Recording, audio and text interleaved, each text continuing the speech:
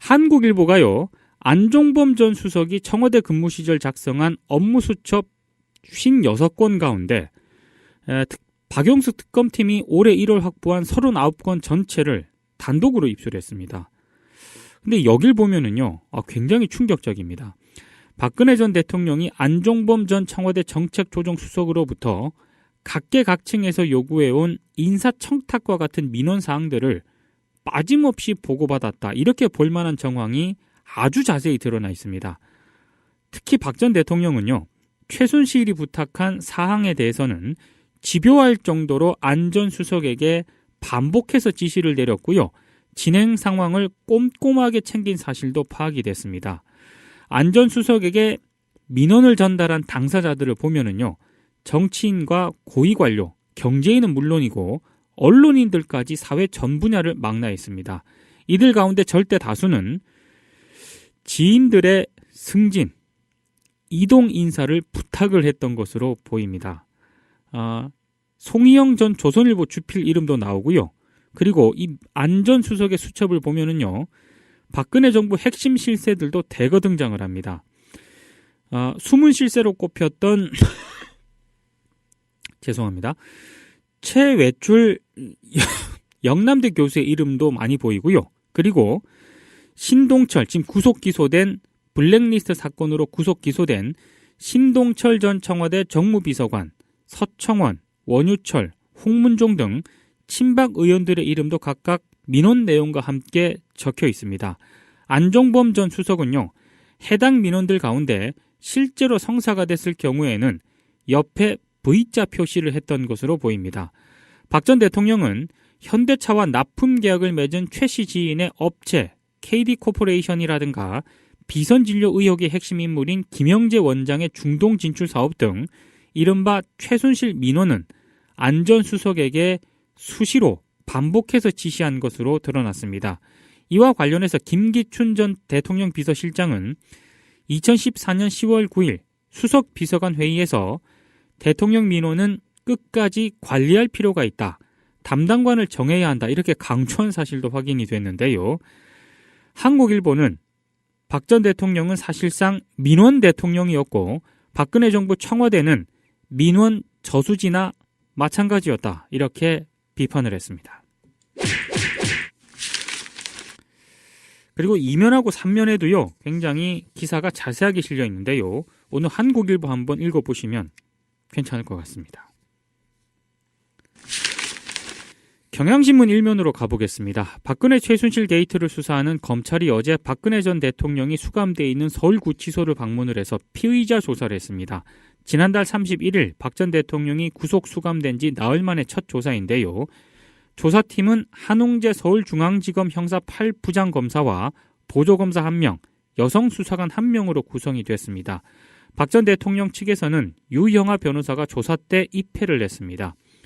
오전 10시쯤 시작된 조사는 이례적으로 구치소 일과 시간이 지난 오후 8시 40분까지 10시간 40분 동안 영상 녹화 없이 진행이 됐습니다. 박 전 대통령이요, 검사 신문에 적극적으로 답변한 것으로 전해졌는데요. 지난달 소환조사 때와 마찬가지로 한 부장검사와 보조검사가 나란히 앉고 책상 맞은편에 박 전 대통령과 유 변호사가 나란히 앉는 그런 형태였다고 합니다. 구치소 점심시간에 맞춰서 오전 11시 50분부터 오후 1시 10분까지는 휴식도 했는데요. 전직 대통령에 대한 구치소 방문 조사는 1995년 말 뇌물수수 등의 혐의로 구속된 노태우 전 대통령 이후에 21년 만에 처음인데요. 검찰은 진술 내용 등을 검토한 뒤에 6일, 내일입니다, 두 번째 방문 조사를 진행할 방침입니다.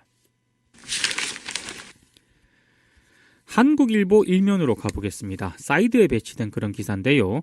사드의 핵심 장비인 X밴드 레이더가 이미 지난달 말에 국내에 도착한 것으로 파악이 됐습니다. 미국이 사드 발사대에 이어서 레이더까지 한반도에 전개를 하면서 6일과 7일 진행될 미중 정상회담에서 사드를 둘러싼 양국의 신경전이 가열될 것으로 보입니다. 앞서 도착한 사드 발사대 2기는 경북 칠곡군 외관읍의 미군기지 캠프 캐럴에 옮겨진 것으로 확인이 되는데요. 한미 양국은 사드 레이더를 발사대와 마찬가지로 외관으로 옮길지 아니면 당분간 오산기지에 보관할지를 놓고 의견을 조율 중인 것으로 전해졌습니다. 미군은 또 이동식 발사대를 위장막으로 가린 채 오산에서 외관으로 옮긴 것으로 파악이 됐는데요. 외관의 캠프 캐럴은 유사시 한반도 증원미군의 전시 군수 물자와 전투 장비가 집결하는 곳인데요. 사드 포대가 들어설 성주와도 멀지 않은 그런 곳입니다. 다만 한미 양국은 사드를 배치할 성주 골프장에 45톤에 달하는 레이더와 30톤 무게의 발사대를 옮기는 방법을 두고 고심 중인 것으로 전해졌는데요. 레이더는 분해한 뒤에 헬기에 실어 나르는 방안이 유력해 보입니다. 오늘 조선일보 1면에는요. 미국 주요 방송사가 아시아 특파원을 놔두고 거물급 앵커를 직접 보내서 주한미군 기지와 최전방 일대를 취재하고 현지 진행을 한 소식을 크게 보도를 했습니다. 제목은 1994년 북핵 위기 때처럼 간판 앵커를 한국에 보낸 미국 방송, 이런 제목인데요. NBC 거물급 레스터 홀트를 파견을 했고 오산기지 전투기 앞에서 생방송을 했다는 그런 소식을 전하고 있습니다. 조선일보가 이 기사를 통해서 강조를 하고 싶은 부분은 한반도 상황을 미국이 엄중하게 보고 있다. 이걸 강조하고 싶은 건데요. 글쎄요. 네. 그렇게 크게 보도할 내용은 아니라고 생각을 하는데 굉장히 한반도가 위기 국면으로 갔으면 좋겠다는 그런 조선일보의 숨겨진 어떤 그런 심정을 보는 기분이라고나 할까? 저는 그런 생각을 좀 해봤습니다. 한겨레 1면에 실린 기사입니다. 박근혜 정부 4년 동안 나라 빚이 184조 원 늘어난 것으로 집계가 됐습니다. 정부가 어제 국무회의에서 심의 의결한 2016년 회계연도 국가 결산을 보면은요, 지난해 국가 채무는 2015년보다 35조 7천억이 늘어난 627조 1천억이었습니다. 이명박 정부의 임기가 마무리된 2012 회계연도 국가 결산 당시 국가 채무와 비교를 했을 때 4년 만에 무려 184조 원이 증가를 했는데요. 이는 금융위기를 겪은 이명박 정부의 5년간 국가 채무 증가액 143조 9천억을 크게 웃도는 그런 수치입니다. 박근혜 정부가 정확한 경기 예측에 기반하지 않은 채 재정 건전성 확보에 집착을 하다가 경기가 나빠지면 추가 경정 예산 편성을 반복하는 등 재정을 효과적으로 활용하지 못했다는 그런 비판이 나오고 있습니다. 마지막으로 서울신문 1면에 실린 기사를 끝으로 1면 정리하겠습니다. 그동안 발령 기준이 엄격해서 유명무실하다는 비판을 받아왔던 고농도 미세먼지 비상저감 조치 발령 요건이 오늘부터 크게 완화가 됩니다. 환경부는 서울, 인천, 경기 등 수도권 3개 지방자치단체와 협의를 통해 완화된 공공부문 초미세먼지 비상저감 조치를 시행하기로 했다고 밝혔는데요. 공공부문 비상조치가 발령이 되면은요, 차량 이부제와 행정공공기관에서 운영하는 사업장, 공사장에서는 조업 단축이 이루어지게 됩니다. 적용 대상은 수도권 625개 기관이고요. 7,100개 사업장에 재직하는 52만 7천 명이 대상입니다. 차량은 23만 7천 대로 수도권 인구의 2.8%, 등록 차량의 3.2% 수준입니다. 이상으로 1면 마치겠습니다.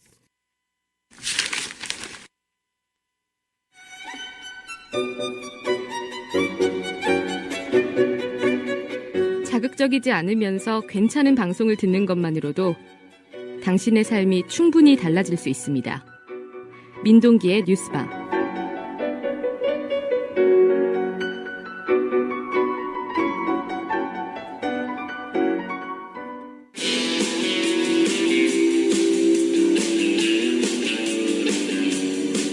아침 신문 귀로 읽으세요.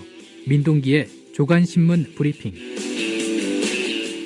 네, 경향신문 2면에 실린 기사입니다. 동백꽃 할머니로 불리우던 최고령 일본군 위안부 피해자인 이순덕 할머니가 어제 별세했습니다.